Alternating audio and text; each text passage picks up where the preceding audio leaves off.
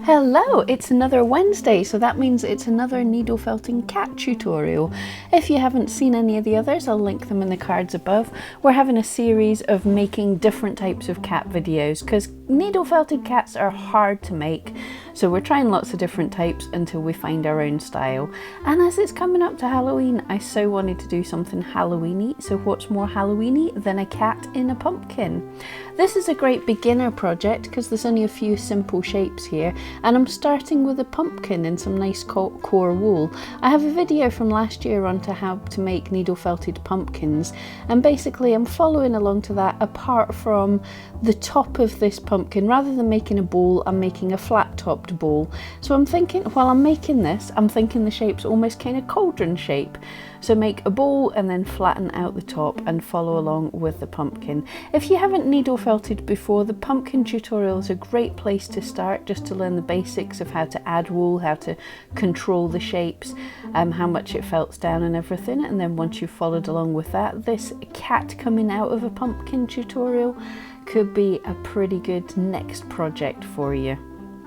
Make sure when you're felting that you push the needle in nice and deep, not so far as to be getting your hands, but enough so that we're starting to get the shape to hold together. And then when it's semi-firm, still fairly soft, I'm working in the lines of the pumpkin. So you can see I'm doing this just by felting backwards and forwards along the same length, along the same place until a dent is formed.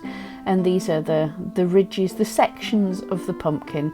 So there's no rhyme or reason where I put them in, just where I felt like it in reasonable spacing. Almost think of like the sections of an orange or anything like that. So felting from the very center bottom of the pumpkin up to the top, the flat half that's going to be where the cat's pouncing out of, where the cat's peeking out of.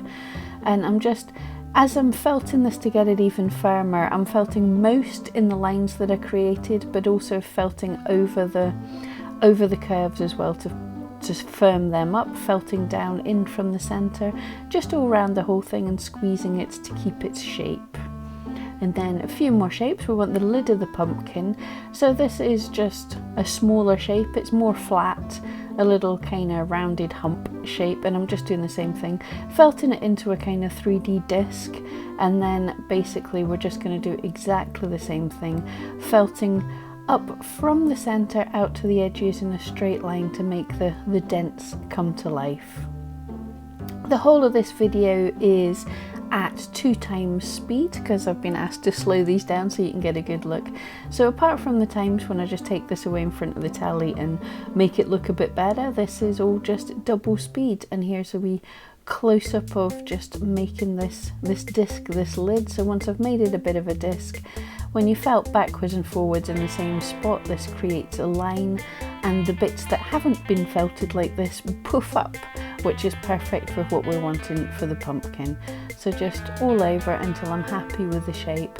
And again, you can manipulate the shape by squeezing a little bit in any direction, felting more in one area that needs more felting.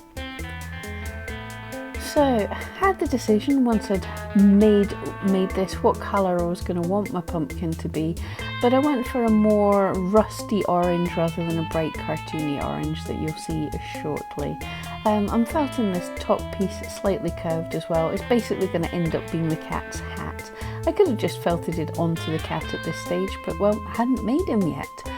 So I suppose we better get on and make some of this cat. So just taking an amount of black fleece, less than you needed for the pumpkin, but a fair bit because I want a nice big head here. And just felting it into, I'm not going with a total ball, more flattened ball, so that the side-on view of him is narrower than the front-on view of him. And at this stage I'm already thinking I want him to be really peeking out, so his eyes are at the bottom. We're not felting any nose here, just eyes poking out. So yeah, just felt that until I'm happy. You want it pretty firm, and as you can see, once I've felted them all, that gives us an idea of what we're going to have. So this is the orange colour I went for, rather than a cartoony orange. It's more of a rusty, foxy colour. And because this is tops, it's kind of good for making pumpkins if you felt them on in the direction of the pumpkin, as you can see how I'm doing, taking the strips and felting so the line of the fleece goes up and down the length of the pumpkin. This gives a nice natural variation in the colours. You could even use blends of colours. And then once everything's covered, I also make a triangle for the ear, and then we're just going to felt these pieces together. You're really nearly done. As I say, it's just a few really simple shapes. So we're going to felt the head into the middle of the pumpkin. I thought I might have to colour the middle of the pumpkin, either make it black to make it look deep or colour it with a different orange. But by the time I'd finished with the head and the paws, everything was covered nicely anyway, so there was no white to see. So it's up to yourself how big you make it. Another thing you could do here when you're finished, I'd thought about making a tail to be poking out the back of the pumpkin.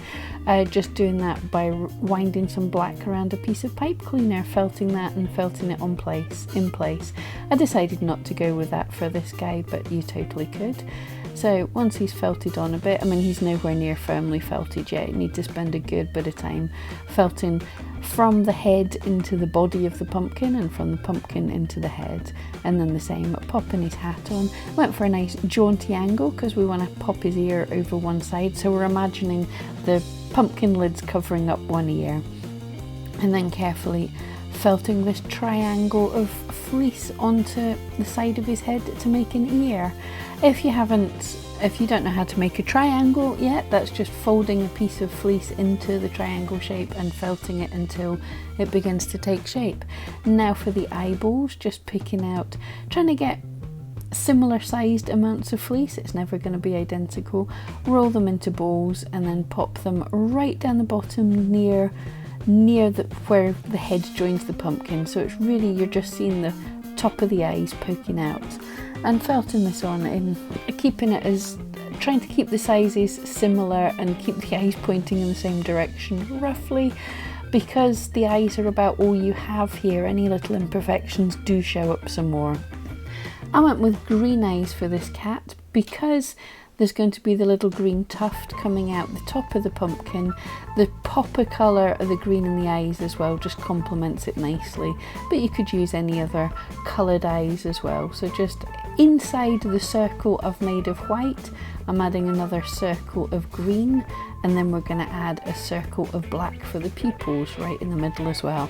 You could make them slits instead of circles by rolling a ball and then rolling backwards and forwards between your fingers to make a more slit type shape, and I'm felting that on, but I felt circles are more friendly of a cat look. And then the little glint of white in his eyes as well is just a ball of white felted just to the side of the pupil of each eye.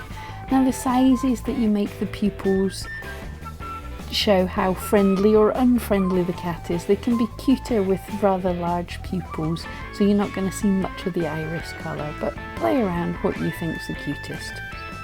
And as usual, my little glint of white is in the top left, when it's facing me. And then for the stalk coming out of the top of the pumpkin, I just roll a little bit of green between my fingers and then felt the top flat to be a kind of blunt end, and felt into a tapering tube so it's narrower where it's going to be in the pumpkin, and just pop that into the centre of the pumpkin.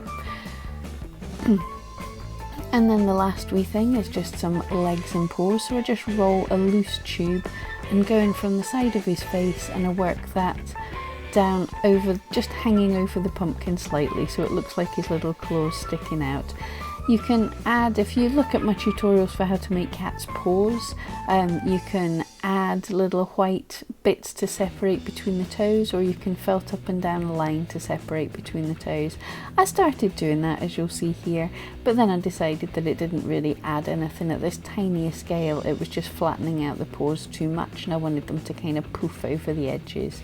So just whatever you think is looking good, but I think it looks super cute that he's kind of peeking out from the pumpkin, holding on tight to the sides, and that's it. That's your kitten poking out of a pumpkin.